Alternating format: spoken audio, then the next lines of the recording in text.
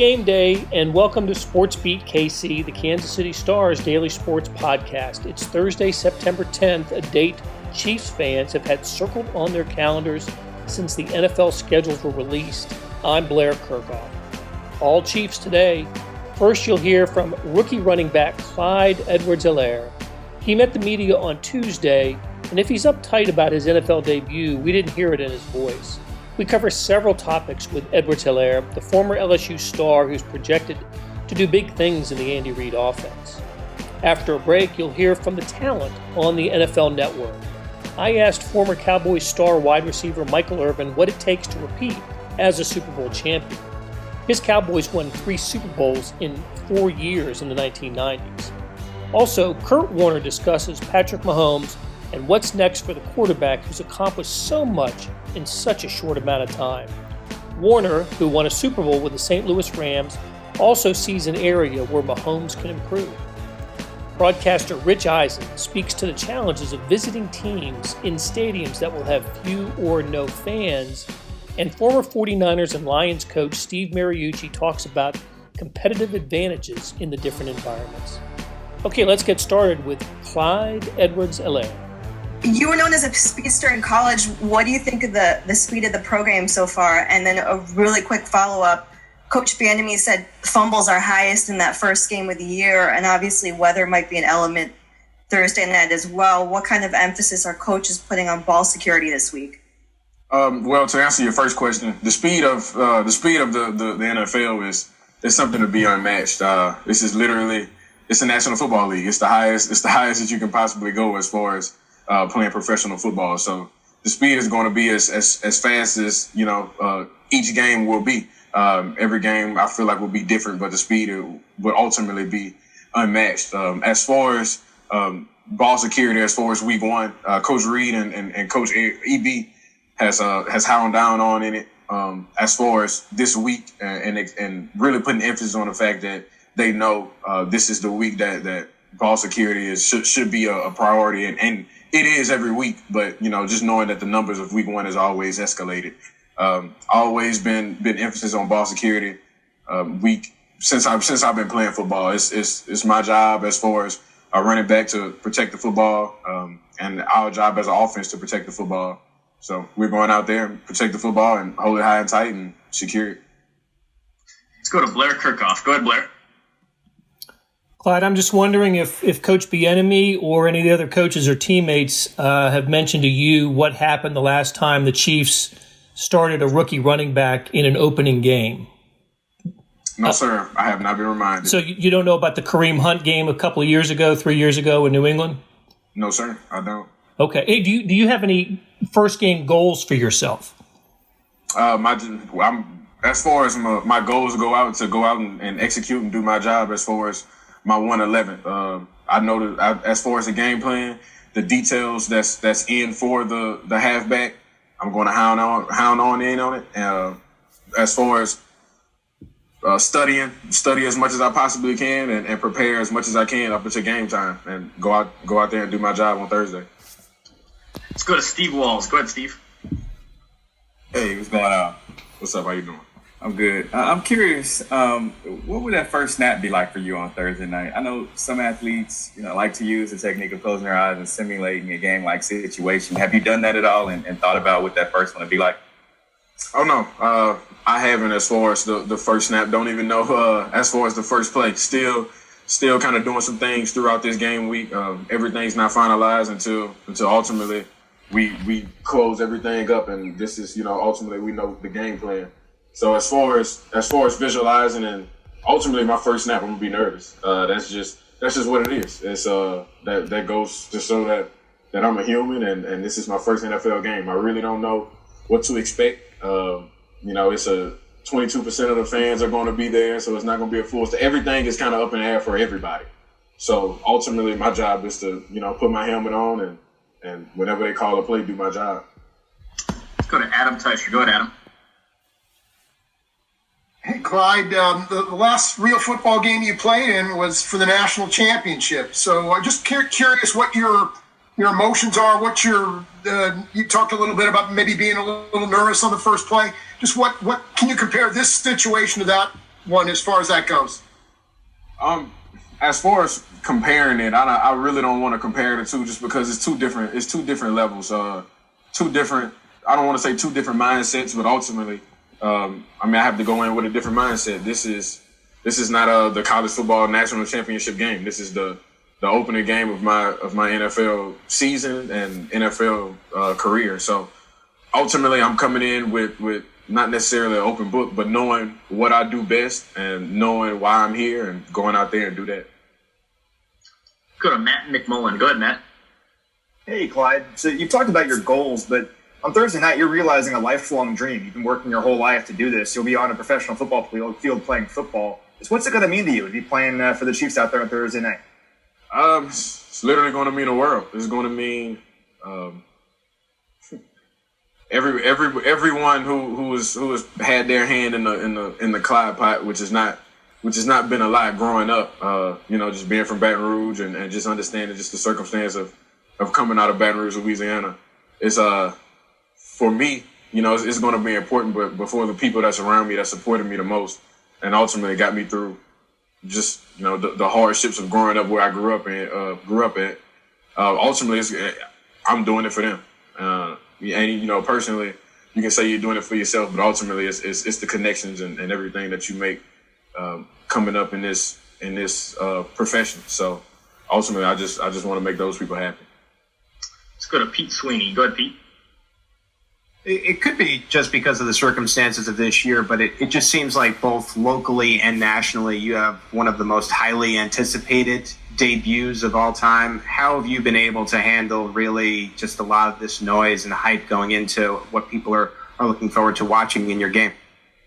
I really don't be on Twitter or Instagram. I like as far as fantasy and just being online and just social media and everything, I'm really not big on it. So I really don't see a lot of it. I come to practice every day, come to work, look at my stuff at night, and come in and do my job. Ultimately, I'm just doing what I've been doing my whole life. So I don't look into just those little things as far as this is what everybody's expecting. I know what I expect from myself. I know what they expect from me at this organization, and that's what I'm here to do. What I need to do.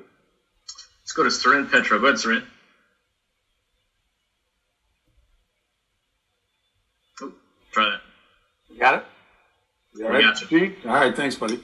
Mm-hmm. Clyde, I'm curious, have any of the vets, I know you mentioned the coaches a little bit talking to you, but is there any veteran come by and giving you some advice, like who that is and what that advice is for the first game? And then secondarily, I know you're focused on this game and that's where everything is. And you mentioned about the social media, but also going on right now, there are like a lot of running backs getting contracts, right? Alvin Kamara's in the news, Joe Mixon's getting it. I know you'd like to be there one day.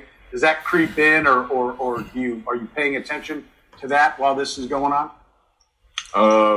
As far as me paying attention to other guys and their what they have going on in their life, I'm not paying attention to it. I was in camp, guys getting contract assists and everything else, and I'm learning a playbook. So I'm not worried about everything else going on over the course of the league. I've only been here probably right at about officially probably right at about a month and a half, 2 months. So as far as looking at everybody else's numbers, and I really wasn't concerned about it. First question, could you repeat it? I didn't. Just any of the veterans. Has there been a veteran that's come by and given you some good advice about how it's going to change? Pros, college. They always said normally they tell you preseason's faster than college, and then it gets even faster and then faster in the playoffs. I'm just curious if you kind of had to skip that step. Is there any advice anyone's given you? If I told you all the advice I've given, we'll be sitting here all day. I talked to Pat, talked to Darryl, talked to Sherm, I talked to D-Train, guys on defense. I talked to Tyron a lot as far as some of the things that he sees, the whole linebacker core as far as what they see in my run game. Talked to Chris Jones, some of the things that he sees from a defensive line standpoint, and the things that they see from me. Talked to Frank Clark. It's as far as anything that I can get from everybody else that's pretty much going against me or can see the things that I'm doing, tendencies or anything, I try to get those outside perspectives so I can kind of mold my game into different little nuances and have people second guess all the things that I do. So ultimately, I've just been kind of getting a little nicks and knacks from everybody in the organization. Looks like we've got time for a couple more guys. Let's go Matt and then Karen to close out. Go ahead, Matt. Hey, Clyde. I was wondering if you could take us back to your first game at LSU and the feelings that you were going through that day, what was going through your mind, what stands out to you about that day? Ultimately, my first game at LSU, I was playing in New Orleans. I was playing BYU. My freshman year was 2017.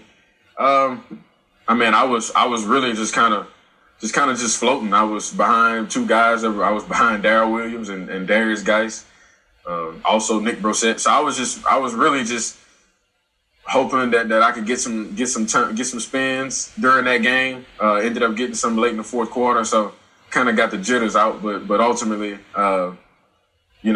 nervousness. Two different ballparks. This is the NFL. That was college.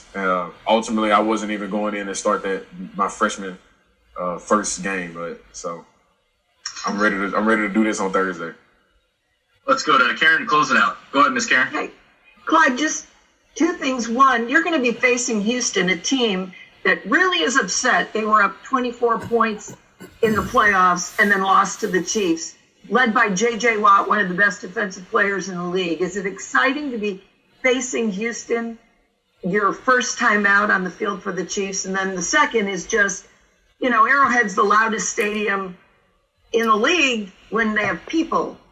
Is there a little disappointment that you're not going to feel that in the first game because there's just 22% of the fans? So the first question about J.J. Watt and their defense, and the second about not hearing the loudest stadium when you take the field. Yes, ma'am. So as far as the first question, going against Houston for the first game is ultimately, competition is competition, and as far as us being the defending world champions, we're looking forward to any competition that we can possibly get. I'm excited. I grew up literally watching J.J. Watt on TV and playing against him on a video game and everything else. So, all this, the whole NFL thing right now is still kind of, crazy to me, but ultimately it's a reality. And then lastly, as far as the capacity of the stadium and understanding Chiefs Kingdom and how loud the stadium will be, I've never been to the stadium with the full crowd. So, it's going to be a little weird with it not being 100% filled, but ultimately this would be my first time in the stadium with 22%. So as loud as it will get, that's the loudest that I would have ever heard it. So ultimately, it's still, everything will be fresh and new to me. For some of those other vet guys, it'll be a little different to them, but for me, I'm still going to be in the moment. Hey, it's Blair. We have a special subscription offer for SportsBeat KC listeners, unlimited digital access to the Kansas City Star's award-winning sports coverage. Sign up now for 1 year of Sports Pass for access to all the sports news, features, and columns presented on the kansascity.com site, and it's only $30. That's a 40% savings off our regular rate. Your subscription will automatically renew after the initial term at $50 unless you tell us to cancel. Your subscription helps support the sports coverage of kansascity.com and the Kansas City Star, and that support has never been more important. Please visit kansascity.com/SportsBeatKC offer to get this special offer. And as always, thanks for listening. Hey, one for Michael and one for Kurt. Michael, as a player who was on a team that repeated Super Bowl champions, I'm just wondering how important the Chiefs seem to do a good job in the offseason of locking up their star players, but the importance of locker room culture when it comes to repeating. And then for Kurt, I wanted to ask him, what's the next frontier for Patrick Mahomes after he's accomplished so much and signed the big contract by age 24? You must have. I guess you missed the show because I talked about this last night. As an architect of many dynasties, since I've set my feet on many dynasties. At St. Thomas High School, that was a dynasty at the University of Miami before we built that thing up in Dallas. Blair, we're running late. That was the wrong question to ask. Okay. For another 30 minutes. Oh, man. Hey, Hal knows about that St. Thomas dynasty. That was the one they were best to work me on. But honestly, I said yesterday, they have, I think, the four main ingredients in it. First, of course, you got to have talent, and then you got to have a great system that fits that talent. They certainly have the talent and a great system that fits the talent, and a culture of winning that Andy Reid and those guys have gotten to, where everything is about winning. And the fourth thing, I think, which I consider to be the biggest thing, a desired connectivity. Everybody here wants to be here, wants to play together, and they want to leave their mark on history. And when you see guys start giving back money, and you see quarterbacks, you see Patrick Mahomes making friendly deals like that, it perpetuates that in the locker room. We've talked for years about how Tom Brady has made those commitments and has taken less so he can put more around him. And they didn't really put more around him. Patrick Mahomes has more around him. So absolutely, man, they are in a great place. Now, what they will learn, and Kurt, what they will learn is everybody they played last season, I don't care if it was the worst team in the league, watch the level that they played, watch the level that they raised their game, because now this is the measuring stick for everybody. And they'll go through seasons where teams that are winning one or two games, but if they can beat Kansas City, it gives hope for the future, and they better be ready for that, because that is coming. In the second part, what's the future? What's the next frontier for Patrick Mahomes? I mean, I don't know if any of us know. I mean, I said, when he signed his huge contract, that Patrick Mahomes doesn't have to play one bit better over the next 10 years. If he simply does what he's done over these first 3 years for another 10 years, we'll be talking about him as one of the greatest quarterbacks that's ever played our game. And I think we're all sitting here going, well, we know this can't be it, right? I mean, you don't hit at 24, 25 years old. You don't hit your peak. I mean, you haven't done everything that you can do. And so I think we're all sitting back in awe going, okay, what is the next phase of this? But if I'm looking at Patrick Mahomes, what I'm saying is he's got the whole package. And I think he's got a great attitude. He's humble, and he wants to be better. And so if there's one thing that I'm looking for from Patrick Mahomes, is consistency in the pocket. Now, I know he can do crazy things with his arm and make up for a lot of things. But if he can fine-tune his technique, which is always a hard thing to do for a guy that's extremely talented, because they don't necessarily have to do it. But if he can fine-tune his technique and get more consistent with his feet, it's really going to be fun to see the level of consistency that he plays with. And so I know you watched it in the playoffs last year. He was great down the stretch in every one of those playoff games. He didn't necessarily play great in all of the playoff games, and the Super Bowl is a great indication. For 3 quarters, he didn't play his best football. But he's got the ability in 1 quarter to wow us to the point that, we're sitting back going, oh my gosh, that was incredible.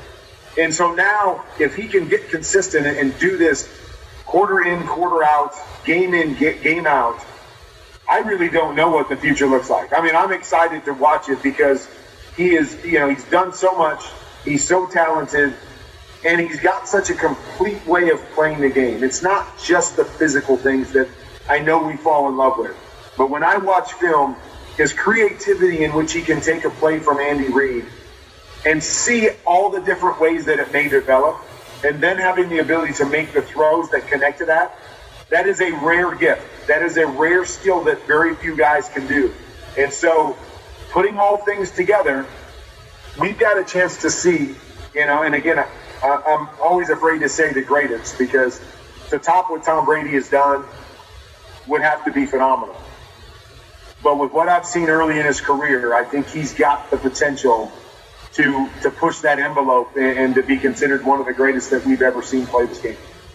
Just week 1 in general, is going to be unlike a week we've ever seen. And I'm not just saying because Green Bay's never opened in Minnesota to open a season. It's the first time that's ever happened. Vice versa has happened before.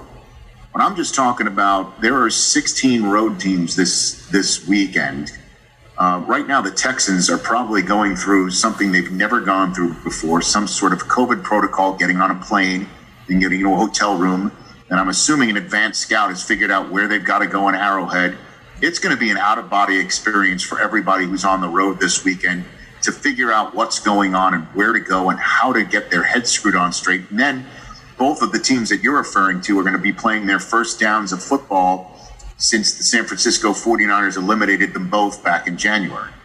And then there's just the aspect of playing in a stadium that's empty and playing a game that they've played since childhood, but never in a manner like this. Also at the same time that everybody's going to start to get used to everything from not just play calling and playing in this, but also refereeing for referees that are trying to figure out what the rules of emphasis are and how everything is moving forward, and players adjusting at the same time. I have no idea what week one's going to look like, and I don't think anybody does either.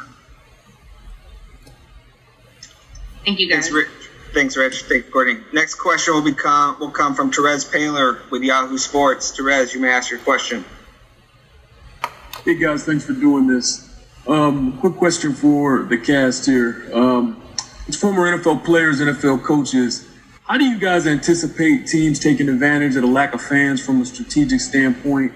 Like, I know they're going to pump in some sound, but do you think it'd be easier for other teams to pick up opponents' lingo? And how do you think you might see that play out after we get a week of football in our belt? So how do you think we could see that play out in week 2? You know, you're right. When you prepare for a quarterback, let's say we're a defensive line. When you prepare for a quarterback, you understand what his cadence is. Most quarterbacks use the same darn cadence most every snap, okay? Whether they're on 1, 2, or 3, you understand what they're saying and you can anticipate. You can hear audibles. You can hear communication line calls. You can hear defensive line calls. Everything you can hear, here goes somebody in motion and the defense is checked to cover 2 or whatever their code might be. But that's a good point you're making, Therese, because it's all going to be heard by the opponent. There's no more secrets unless you have some code words that mean something different. And that in itself is going to be a huge change because crowd noise in football is probably the biggest factor of any sport that we play. The crowd noise in football is such an advantage because it's such a communicative sport. And so now we don't have that. It's going to be interesting to see how this crowd noise gets pumped into it. We have guessed that some stadiums have pumped crowd noise in before over the years. We have. And so they're just going to keep the same old system. I don't know. It's going to be kind of fun to watch. But you mentioned it, Rich. Just think, these players are going to be playing in front of fewer fans than they did in the pros, fewer fans than they did in college, even though it is small college, fewer fans than high school, fewer fans than when they were in youth football.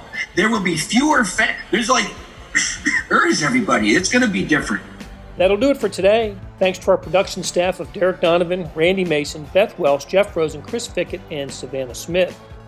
Earlier in the episode, you heard me talk about the Sports Pass offer. It still stands and still a good one. $30 for a year's worth of sports coverage, and that includes the Sports Extra that comes with the e-edition. There's more than 50 additional pages of national sports coverage today. Well, here's an even better offer. Buy the entire Kansas City Star product. Sports, news, features, commentary, and analysis, the whole thing. You get all the stories written by my talented colleagues, plus additional news, sports, and business coverage with the e-edition. The details can be found at account.kansascity.com/subscribe. That's account.kansascity.com/subscribe. And whether it's the Sports Pass or the full subscription, you're getting and supporting the best sports and news coverage in Kansas City and helping us produce programs like SportsBeat KC. Thanks for listening, and we'll be back on Friday with another episode.